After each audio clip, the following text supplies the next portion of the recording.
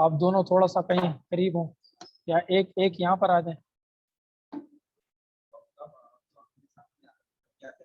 ہاں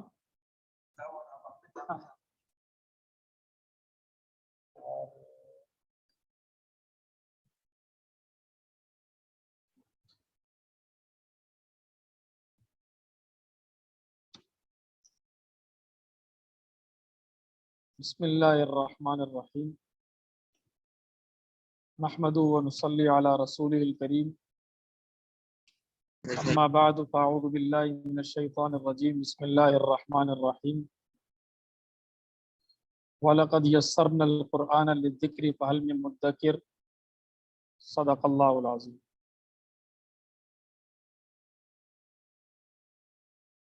دیکھیں سب سے پہلی بات تو یہ ہے کہ ہمیں اللہ تعالیٰ کا شکر ادا کرنا چاہیے اس بات پر، اور ہم جتنا شکر ادا کریں کم ہے کہ اللہ تعالیٰ نے ہمیں قرآن کریم کی نشست میں جوڑا ہوا ہے. یہ ایک بہت بڑی نسبت ہے. اللہ کے کلام سے بڑی دنیا میں کوئی چیز نہیں، اور اس کلام کے ساتھ اللہ تعالیٰ نے ہمیں جوڑا ہوا ہے تو پھر ہماری بھی حیثیت اللہ تعالیٰ کے یہاں کتنی بڑی ہو جاتی ہے. اب دو تین باتیں جو ہے نا آج کی نشست میں کرنا ضروری ہے، وہ میں آپ حضرات کے سامنے رکھ دیتا ہوں. ایک بات تو یہ ہے کہ ہماری یہ مجلس درس قرآن کی نہیں ہوگی، تعلیم قرآن کی ہوگی. درس میں کیا ہے کہ میں نے بولنا شروع کیا، آپ نے سننا شروع کیا، اور آپ سنتے رہے، میں بولتا رہا اور ختم. آواز آ رہی ہے؟ تو ایسا نہیں ہے بیان ہوا، بیان کے بعد نشست برخاست ہو گئی، ختم ہو گئی. بلکہ ہماری نشست کا مقصد ہے سیکھنا، کہ قرآن کریم کے ترجمے کو سیکھنا، قرآن کریم کے مطالب کو سیکھنا، قرآن کریم کے الفاظ کو سیکھنا، قرآن کریم کے مفاہیم کو سیکھنا. ہم یہاں پر سیکھنے کے لیے بیٹھے ہوئے ہیں، صرف درس سننے کے لیے نہیں بیٹھے ہوئے. ایک تو یہ ہمیں بات ذہن نشین کرنی، اور دوسری بات اس بات کا ہمیں تہیہ کرنا ہے کہ ہمیں اس مصروفیت کو اپنی مصروفیت سمجھنا ہے، اس نشست کو اپنی مصروفیت سمجھنا. جس طرح کھانا پینا ہماری مصروفیت ہے، کاروبار پہ جانا ہماری مصروفیت ہے، سونا ہماری ایک مصروفیت ہے، گھر والوں کو وقت دینا ہماری مصروفیت ہے. تو قرآن کریم کی تعلیم کے ساتھ وابستگی اور قرآن کریم کی تعلیم کو وقت دینا، یہ بھی ہماری ایک مصروفیت ہونی چاہیے، جس کو ہم ریگولر اور مصروفیت سمجھ کے کریں. ایک بات رہ گئی، وہ یہ ہے کہ جب یہ سیکھنے سکھانے کی مجلس ہے نا، تو اس نشست میں آپ اپنے سامنے قرآن سامنے رکھ کر بیٹھیں گے، خالی نہیں بیٹھیں گے. سادہ قرآن اپنے سامنے رکھیں، اور سادہ قرآن کے ذریعے سے آپ اس کو دیکھتے رہیں. بہت سارے ساتھی ایسے ہیں جنہوں نے پہلے پڑھا بھی ہے، اور بہت سارے ایسے ہیں جو پچھلے سالوں سے ہماری جو رات کی نشست چلتی تھی اس کو شریک ہوتے تھے. لیکن یہ نشست ہماری بالکل صفر سے سٹارٹ ہے، بالکل آغاز ہے. اور اس کا مقصد یہ تھا کہ آج کل کے مصروفیت کے دور میں دیکھیں، کسی دور سے ہم بندے کو بولیں کہ یہاں پر آ جاؤ، اب وہ کہ میں اتنا دور سفر کر کے کیسے آؤں. یا گھر میں جو خواتین ہوتی ہیں ان کے اندر بھی طلب بہت ہوتی ہے کہ وہ کہیں سیکھیں، کچھ قرآن کریم کو سمجھیں، قرآن کریم کے معانی اور مطالب کو سیکھیں، لیکن ان کے پاس ایسے مواقع نہیں ہوتے، ایسی تعلیمی درسگاہیں نہیں ہوتی کہ وہ کہیں جائیں، آنا جانا دشوار ہے. تو مقصد یہ تھا کہ اس کو آن لائن رکھا جائے، تاکہ وہ خواتین جو کہیں آ جا نہیں سکتی ہیں اور جن کے پاس ایسے تعلیمی ادارے قریب میں نہیں ہیں، وہ بھی فائدہ اٹھا سکیں، اور جو لوگ دور دور کے افراد ہیں وہ لوگ بھی فائدہ اٹھا سکیں، اور جو ہمارے قریب کے لوگ ہیں وہ باقاعدہ یہاں نشست میں آ کر اس سے فائدہ اٹھائیں. تو اللہ تعالیٰ نے قرآن کریم میں جو سورہ قمر میں ارشاد فرمایا وَلَقَدْ يَسَّرْنَا الْقُرْآنَ لِلذِّكْرِ فَهَلْ مِن مُدَّكِرٍ، کہ ہم نے قرآن کریم کو ذکر کے لیے آسان کر دیا. ہے کوئی سمجھنے والا؟ اب ذکر کے لیے آسان کر دیا ہے، ذکر کا کیا مطلب؟ کہ ذکر کے دو مطلب، ایک ذکر کا مطلب ہے یاد کرنا، ایک ذکر کا مطلب ہے سمجھنا۔ یعنی اس آیت کے ہم دو ترجمے کریں گے۔ ایک ترجمہ یہ کریں گے کہ اللہ تعالیٰ فرماتے ہیں کہ وَلَقَدْ يَسَّرْنَا الْقُرْآنَ لِلذِّكْرِ، ہم نے قرآن کریم کو یاد کرنے کے لیے آسان کر۔ دوسرا ترجمہ ہم یہ کریں گے وَلَقَدْ يَسَّرْنَا الْقُرْآنَ لِلذِّكْرِ، ہم نے قرآن کریم کو سمجھنے کے لیے آسان کر دیا۔ تو اس سے پتہ چلتا ہے کہ قرآن کریم کا یاد کرنا بھی آسان ہے اور قرآن کریم کا سمجھنا بھی آسان ہے۔ اب یاد کرنا کیسے آسان ہے، یہ تو کسی کے سامنے ڈھکی چھپی بات ہی نہیں۔ چھوٹے سے چھوٹا بچے کو آپ اٹھا لیں، بڑے سے بڑے بوڑھے کو اٹھا لیں، جوان کو اٹھا لیں، ہر عمر میں اور ہر صلاحیت میں آپ کو حافظ ضرور ملے جس نے قرآن کریم کو یاد کیا ہوا ہو۔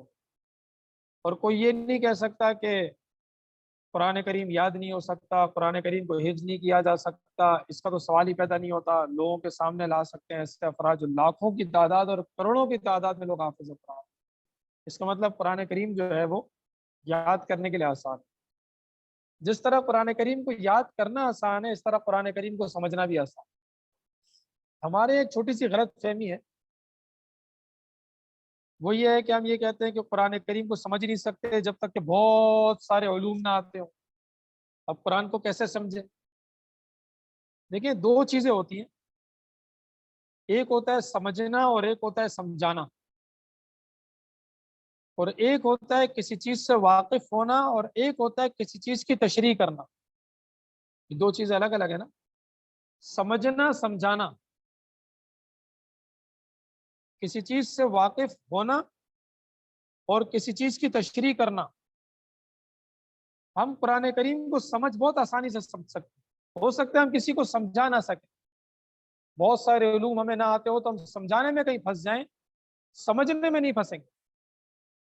اسی طرح قرآن کریم کی تعلیم کی واقفیت ہم حاصل کر لیں گے، ہو سکتا ہے اس کی تشریح کرنے میں ہم پھنس جائیں، اور جب تک بہت سارے علوم کا احاطہ نہ ہو تو اپنی طرف سے اس کی تشریح بھی نہیں کرنی چاہیے، اور مختلف علوم کا احاطہ نہ ہو، دسترس نہ ہو قرآن کریم پر، احادیث پر اور دیگر چیزوں پر، تو قرآن کریم کو سمجھانا بھی نہیں چاہیے۔ لیکن کیا سمجھنا بھی نہیں چاہیے؟ ایسا نہیں۔ قرآن کریم کی واقفیت بھی نہیں حاصل کرنی چاہیے؟ ایسا نہیں ہے۔ سمجھنا چاہیے اور ہر بندہ سمجھ سکتا ہے، واقف ہونا چاہیے اور ہر بندہ قرآن کریم کی تعلیم سے واقف ہو سکتا ہے۔ لیکن یہ تو قرآن کریم کا حق ہے نا، قرآن کو صحیح پڑھنا قرآن کا حق ہے، قرآن کو سمجھنا یہ قرآن کا حق ہے، ہر مسلمان کا حق ہے کہ قرآن کو سمجھنا۔ قرآن اللہ تعالیٰ کا پیغام ہے، اور اللہ تعالیٰ کا پیغام کس کے لیے؟ اور پوری انسانیت۔ آپ پڑھتے ہیں دوسرے پارے میں کہ شہر رمضان الذی انزل فیہ القرآن ھدی للناس، کہ قرآن کریم کو رمضان کے مہینے میں نازل کیا گیا اور تمام لوگوں کے لیے قرآن کریم ہدایت ہے، تمام لوگوں کے لیے قرآن کریم ہدایت۔ جب تمام لوگوں کے لیے ہدایت ہے اور ہمارے لیے بھی ہدایت ہے، ہم سمجھیں گے تو ہم ہدایت حاصل کریں گے، ہم سمجھیں گے نہیں تو قرآن کریم سے ہدایت کیسے حاصل کریں؟ تو ہماری اس نشست کا مقصد یہ ہے کہ ہم بڑے بتدریج چلیں گے، آہستہ آہستہ چلیں گے اور قرآن کریم کو سمجھتے ہوئے چلیں گے۔ میں نے 2 سبق بھی تیار کیے، میں اس کی PDF میں گروپ میں بھیج دوں گا، اگر آپ میں سے کسی کا اس میں نمبر ایڈ نہ ہو تو مجھے بتا دیجیے گا، جس میں ترجمے اور تفسیر کی ایک ورک بک ہے۔ سورہ فاتحہ سے ہم آغاز کریں گے، سورہ فاتحہ کا سبق میں آپ کو ویسے پرنٹ دے دوں گا اور گروپ میں شیئر کر دوں گا، تو اس میں آپ نے یہ کام بھی کر کے آنا ہوگا، اور 2-3 دن آپ کو اس کام کے لیے ملیں گے۔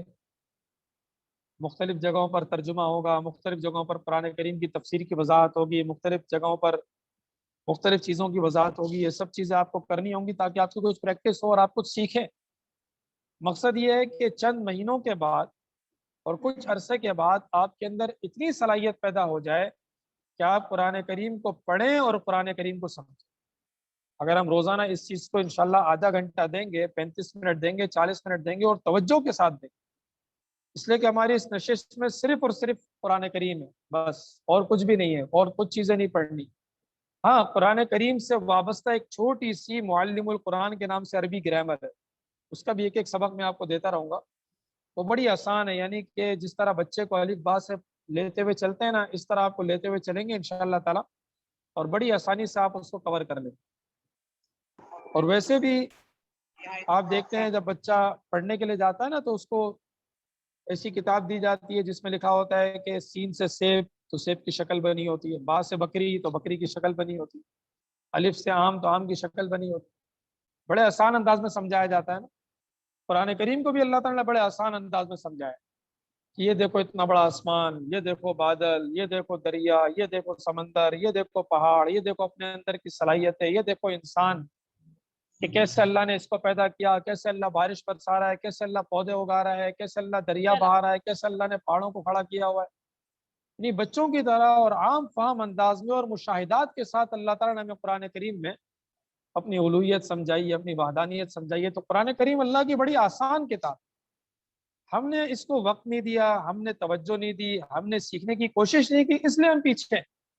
لیکن اگر ہم پابندی کے ساتھ وقت دیں گے اور روزانہ اس کو وقت دیں گے تو میں سمجھتا ہوں کہ 2-3 مہینے میں، 4-5 مہینے میں انشاءاللہ تعالی ہمارے اندر اتنی صلاحیت پیدا ہو جائے گی کہ ہم قرآن کریم پڑھیں گے اور قرآن کریم کو سمجھیں گے۔ دیکھیے قرآن کریم کا مقصد صرف قرآن کریم کے الفاظ کو پڑھنا نہیں ہے۔ آپ نے حدیث میں پڑھا ہے کہ قرآن کریم کو پڑھو اور رونا نہ ہے تو رونے جیسی شکل بناؤ۔ تو قرآن کریم کو پڑھ کر روئے گا کون؟ جو قرآن کو سمجھے گا وہ روئے گا نا۔ جو قرآن کو سمجھے گا وہ رونے کی شکل بنائے گا۔ اس کو پتہ تو چل رہا ہو نا کہ اللہ کیا کہہ رہے ہیں۔ جب پتہ ہی نہیں ہوگا تو ہمارے لیے ہر صورت برابر ہے اور ہر آیت برابر ہے، کچھ سمجھ ہی نہیں آتا۔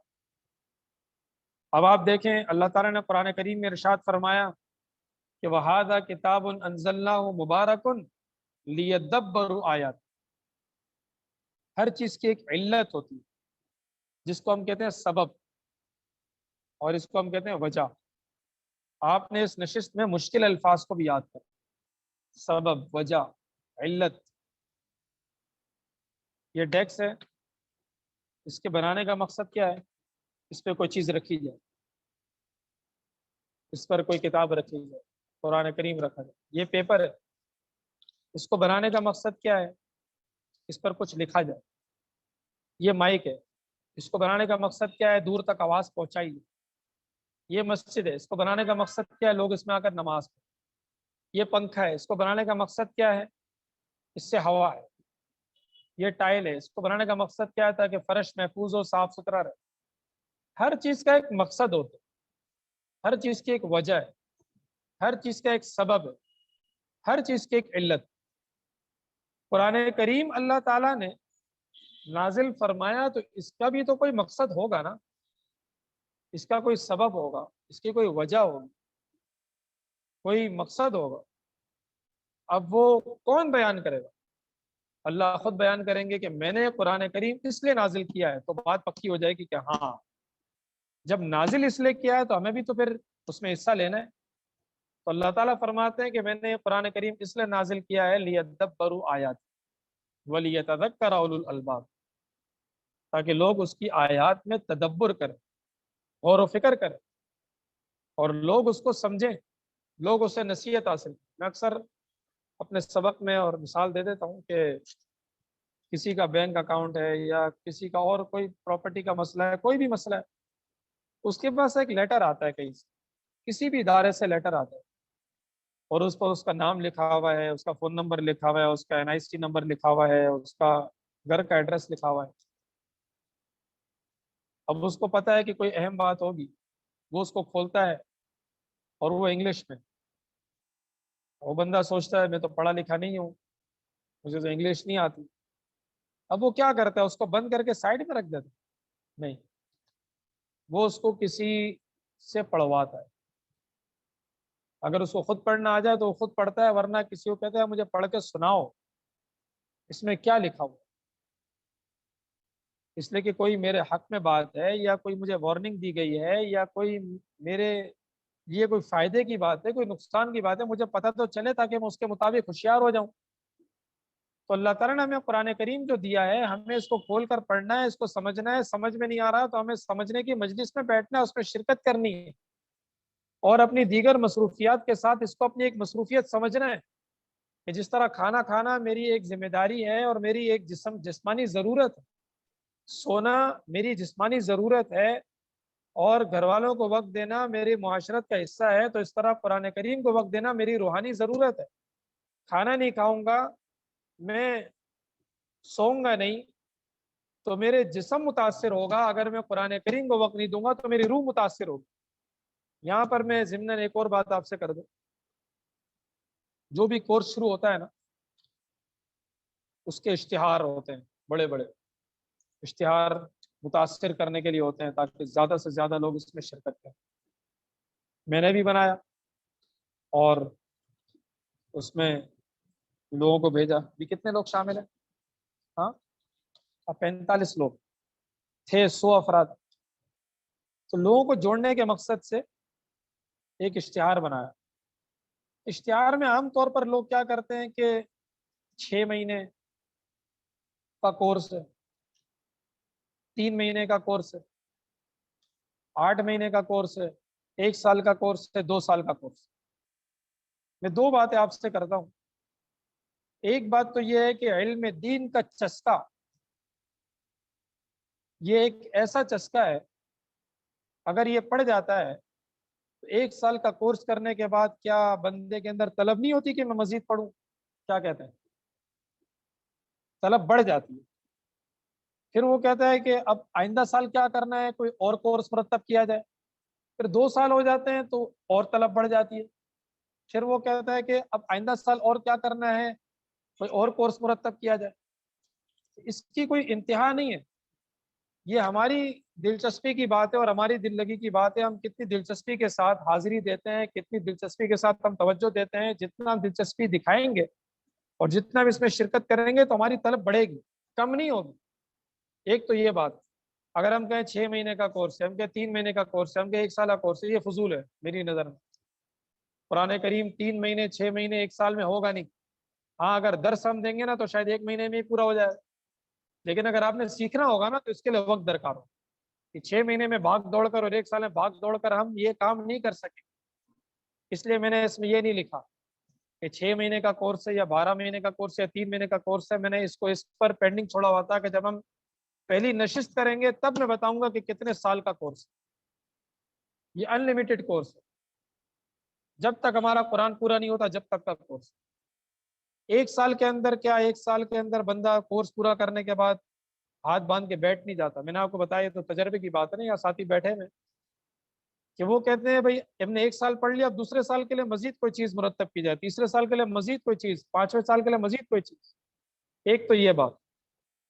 دوسری یہ بات ہے کہ جب میں نے آپ سے یہ کہہ دیا کہ اگر ہم کھانا نہیں کھائیں گے اور اگر ہم سوئیں گے نہیں تو ہمارا جسم متاثر ہوگا، اگر ہم قرآن کریم کی تعلیمات نہیں اپنائیں گے، قرآن کریم کو سمجھیں گے نہیں تو ہماری روح متاثر ہوگی۔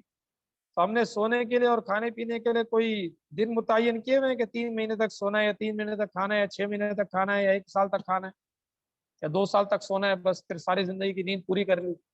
ایسا تو نہیں ہے نا۔ جب تک جان میں جان ہے سونا ہے، جب تک زندگی ہے کھانا پینا ہے۔ تو کھانے پینے میں ہم دسترخوان پہ بیٹھتے ہیں کتنا ٹائم لگتا ہے؟ ایسا تو نہیں ہے 2 منٹ 5 منٹ بندہ کھا کر اٹھ جاتا ہے۔ کھانے کے لیے بیٹھتے ہیں، پھر لوگ بات چیت کرتے ہیں، گپے لگاتے ہیں، کھانا کھاتے ہیں، بیٹھتے ہیں، اٹھتے ہیں، تو آدھا گھنٹہ تو لگ ہی جاتا ہے نا۔ صبح ناشتے کے لیے بیٹھتے آدھا گھنٹہ لگ جاتا ہے، دوپہر کھانے کے لیے بیٹھتے آدھا گھنٹہ لگ جاتا ہے، چلے آدھا گھنٹہ میں زیادہ کہہ رہا ہوں، 15 منٹ تو لگتے ہیں، اس سے کم میں تو بندہ نہیں اٹھتا۔ 15 منٹ ناشتے میں لگے، 15 منٹ دوپہر کھانے میں لگے، اور 15 منٹ جو رات کے کھانے میں لگے، تو ہم نے 45 منٹ تو کھانے میں لگا دیے۔ بندہ سوتا ہے کتنا ہے؟ 8 گھنٹے تو سوتا ہے، کم از کم 6 گھنٹے تو سوتے ہیں۔ 4 گھنٹے 3 گھنٹے والا تو کوئی بندہ نہیں ہوگا، 6-8 گھنٹے بندہ سوتا ہے۔ جب ہم 8 گھنٹے سونے کو دے رہے ہیں، ایک ایک وقت میں آدھا آدھا گھنٹہ کھانے کو دے رہے ہیں، 1.5 گھنٹہ روز کھانے کو دے دیتے ہیں، یا ایک ایک وقت میں 15-15 منٹ کھانے کو دے دیتے ہیں، یعنی 45 منٹ کھانے کو دے دیتے ہیں، تو آدھا گھنٹہ ہم تفسیر کو نہیں دے سکتے۔ ہم یہ سمجھیں جس طرح ہم 8 گھنٹے روز کھانے کو دے رہے ہیں اور روز دے رہے ہیں، ہم 8 گھنٹے سونے کو دے رہے ہیں، روز دے رہے ہیں۔ ہم آدھا گھنٹہ رات کے کھانے کو دیتے ہیں، روز دیتے ہیں۔ ہم آدھا گھنٹہ ناشتے کو دیتے ہیں، روز دیتے ہیں۔ ہم آدھا گھنٹہ دوپہر کے کھانے کو دیتے ہیں، روز دیتے ہیں۔ ہم آدھا گھنٹہ تفسیر کو دیں گے، روز دیں گے۔ تو شروعات میں نے 3 دن رکھے میں پیر منگل بدھ لوگوں کو عادی بنانے کے لیے، پھر ہم اس کو تھوڑا سا بڑھا بھی سکتے ہیں، اس لیے کہ کوئی عذر نہیں ہے نا کہ بندہ کہے ہو میں ٹریفک میں پھنس گیا تھا، میں لیٹ ہو گیا. بھائی لیٹ ہو گئے تو آپ جہاں پر ہیں وہاں پر شرکت کر لیں. بہتر یہ ہے کہ آپ یہاں پر آ کے شرکت کریں، آمنے سامنے آپ بیٹھیں، زیادہ فائدہ ہو. لیکن اگر کبھی آپ آگے پیچھے ہو جاتے ہیں تو آپ جہاں پر ہیں وہاں سے شرکت کر سکتے. اگر آپ کہیں کہ نہیں 9:45 سے 10:15 تو میں کسی کے ساتھ میٹنگ میں بیٹھا ہوا تھا، میں کہیں مصروف، تو آپ کو ریکارڈنگ آ جائے گی، وہ آپ سن. لیکن آپ نے ناغہ نہیں کرنا. ایک تو سننے کا ناغہ نہیں کرنا، اور دوسرا آپ کو جو سبق دیا جائے گا نا اس کا آپ نے ناغہ نہیں کرنا، اس کو پر کر کے لانا ہے اور اس کو پورا کرنا. تو ایک بات تو یہ ہو گئی کہ آپ نے کوئی سبق چھوڑنا نہیں ہے. ایسا نہ ہو کہ شروع میں ہمارے جذبات ہوں پھر ہم ٹھنڈے پڑ جائیں. ویسے ایسا الحمدللہ ہوتا نہیں ہے. ہماری کرونا سے پہلے رات کی کلاس چلتی تھی، اس میں یہ شاذلی بھائی ہمارے ہوتے تھے، یہ صادق بھائی ہوتے تھے، آپ لوگ ہوتے تھے، تو پابندی سے ماشاءاللہ لوگ شرکت کرتے. ہماری صبح کی کلاسیں چلتی تھی، ان میں آپ حضرات ہوتے ہیں، پابندی سے شرکت کرتے. تو ہم نے پابندی کرنی ہے. کسی بھی چیز کو سیکھنے کے لیے، کسی بھی کام کو کرنے کے لیے پابندی ضرور. میں بھی انشاءاللہ تعالیٰ پوری کوشش کروں گا وقت کی پابندی کروں، دنوں کی پابندی کروں. ایکسٹرا ٹائم آپ کا نہ لیں. 9:45 سے 10:15 ہم نے ٹائم رکھا ہوا ہے، 10:15 کو میں 11:15 کر دوں، میری غلطی، میں نہیں کروں گا ایسے. 10:15 10:20 پہ ہم انشاءاللہ تعالیٰ اپنی نشست کو برخاست کر دیں گے. آپ کا وقت بھی قیمتی ہے، میرا وقت بھی قیمتی ہے، اور لوگوں کا وقت بھی قیمتی ہے جو ہمارے ساتھ آن لائن شریک. اس کا ہم خیال کریں گے. آپ نے یہ خیال کرنا ہے کہ آپ نے بھی ناغہ نہیں کرنا. کبھی آگے پیچھے ہوتے ہیں تو جہاں پر آپ ہیں وہاں شرکت کریں، وہاں نہیں کر سکتے آپ ریکارڈنگ سنیں. اور اس کے علاوہ آپ کو جو سبق دیا جا رہا ہے وہ آپ، اور سبق ایسا نہیں ہوگا کہ آج میں آپ کو دوں گا اور میں آپ سے کہوں گا کل آپ کو کر کے آنا. ہمارے جو 2-3 دن گیپ کے ہوں گے، میں آپ سے کہوں گا یہ چھٹیوں کے دن ہیں، اس میں آپ کریں، اور پیر والے دن جب آپ آئیں تو مجھے جمع کرا دیں، واٹس اپ کر دیں، یہاں پر آ کے جمع کرا دیں.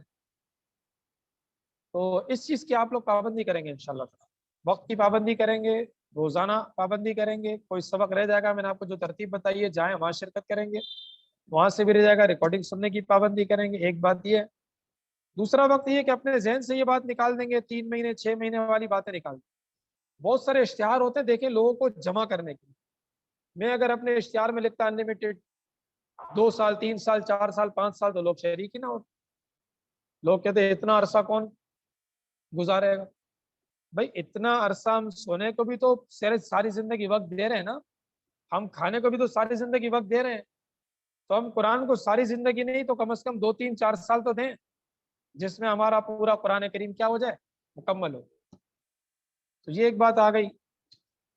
دوسرا یہ ہے کہ قرآن کریم کو انشاءاللہ تعالیٰ ایسے اسلوب کے ساتھ لے کر چلیں گے کہ سب سے پہلے تو آپ کو ترجمے پر مضبوط گرفت ہونی چاہیے، ترجمہ آپ کا پکا ہونا چاہیے.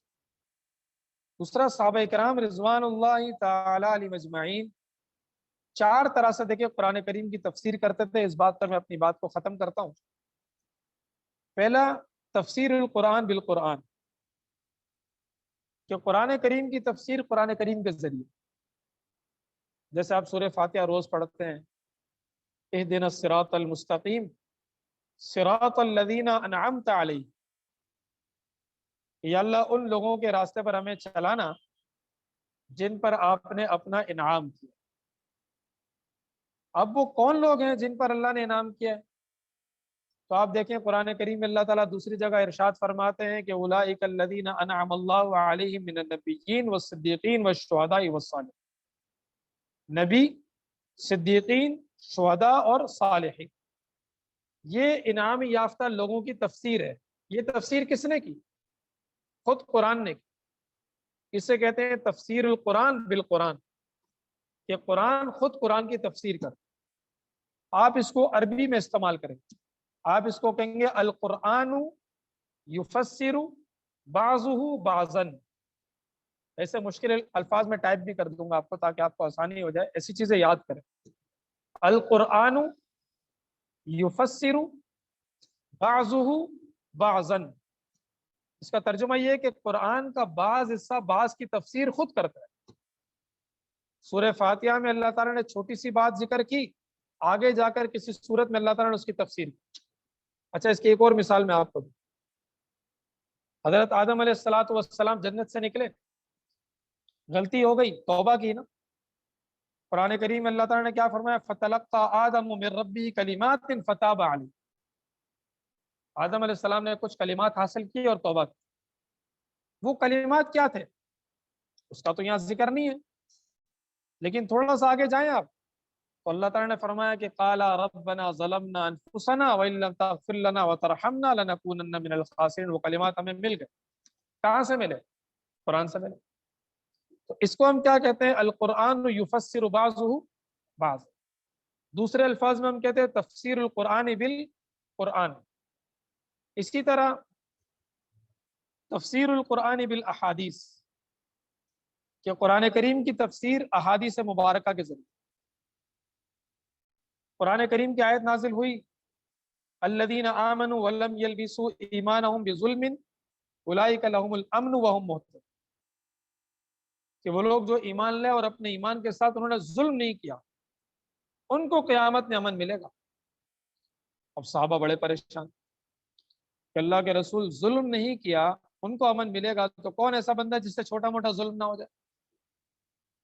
تو حضور اکرم صلی اللہ علیہ وسلم نے فرمایا کہ صحابہ جو ظلم تم سمجھ رہے ہو وہ ظلم نہیں ہے، ظلم سے مراد ہے شرک، وہ لوگ جو ایمان لائے اور شرک نہیں کی۔ اب دیکھیں یہ تفسیر کس نے کی؟ حضور اکرم صلی اللہ علیہ وسلم۔ تیسری تفسیر ہوتی ہے کلام عرب، ٹھیٹھ عربی، جسے ہم کہتے ہیں کسی بھی زبان کا ایک ہوتا ہے ادب، ادب اردو، ادب عربی۔ عربوں میں یہ رواج ہوتا تھا کہ جب بچہ پیدا ہوتا تو اس کو دیہات میں بیچتے، دیہات کی زبان جو ہے نا مکس نہیں ہوتی، ہمارے یہاں تو ساری زبانیں مکس ہو گئی نا، جو بندہ اردو بولتا ہے تو آدھی انگلش ہوتی ہے آدھی اردو ہوتی، وہ لوگ پکی اردو پکی عربی بولتے تھے، دیہات والے پکی زبان بولتے، تو لوگ جو ہے وہ دیہات سے بڑی عربی حاصل کرتے تھے کہ منجھے ہوئے عرب ہوتے تھے۔ حضرت عبداللہ ابن عباس رضی اللہ تعالیٰ عنہ بہت بڑے مفسر قرآن تھے، اور صحابہ اکرام عربی کے بڑے ماہر تھے، بڑے ماہر۔ نافع ازرق ایک بندہ تھا، وہ حضرت عبداللہ ابن عباس کا امتحان لینے کے لیے آگے، حج کا موسم تھا، مسجد الحرام میں ایک بڑا حلقہ لگا ہوا تھا۔ اس نے پوچھا بھائی یہ کون ہے؟ اس خارجی بندے نے پوچھا۔ اعتراض ایک ہوتا ہے اعتراض برائے اعتراض، اور ایک ہوتا ہے اعتراض برائے اصلاح۔ اعتراض برائے اعتراض غلط ہے، ایک بندہ کہتا ہے میں اس پر اس لیے اعتراض کروں گا تاکہ پھنسے، اور ایک بندہ کہتا ہے میں اس لیے اعتراض کرتا ہوں مجھے کوئی قابل تشفی جواب مل جائے تو میری جو ہے میرا اعتراض دور ہو جائے۔ اس بندے نے اعتراض برائے اعتراض کرنے کے لیے کہا کہ یہ بندہ کون ہے؟ لوگوں نے کہا عبداللہ ابن عباس ہیں، بڑے مفسر قرآن ہیں، ان کے گرد بڑا حلقہ لگا ہوا ہے، کہا میں ان سے کچھ سوال کرنا چاہتا ہوں۔ کرو سوال۔ 200 سوال کیے، 200 سوال۔ بعض تفسیر کی کتابوں نے باقاعدہ ان سوالوں کو لیا ہے، کبھی موقع ملے گا تو ان سوالوں کو تھوڑا تھوڑا کر کے لیں گے۔ پہلا سوال اس نے کیا کہ قرآن کریم میں اللہ تعالیٰ فرماتے عن الشمیل عن الیمین وعن الشمال عزین، یہ عزین کیا ہے؟ عبداللہ ابن عباس نے فرمایا عزین سے مراد یہ ہے کہ چھوٹے چھوٹے حلقے، کہ یہ کیسے سمجھ؟ تو عبداللہ ابن عباس رضی اللہ تعالیٰ عنہ نے ایک عرب کے ادب کی زبان کا ایک بڑا اچھا شعر اس کو سنا، وہ بندے نے کہا یار یہ تو لگتا ہے کہ بڑی دسترس ہے۔ پھر دوسرا تیسرا چوتھا پانچواں 200 سوال اس نے کیے، عبداللہ ابن عباس نے جواب دیا، اس لیے کہ کلام عرب پر خوب مہارت حاصل۔ تو تفسیر کا جو تیسرا ماخذ ہے نا وہ ہے کلام عرب، عربی زبان اور ترجمے کی مضبوطی سے تفسیر نکلتی ہے، قرآن کریم سے تفسیر نکلتی ہے، احادیث مبارکہ سے نکلتی ہے، اور کلام عرب سے نکلتی ہے، مضبوط ترجمے سے نکلتی ہے، اور چوتھی چیز ہے صحابہ اکرام رضوان اللہ تعالی علیہ اجمعین کے اجتہاد،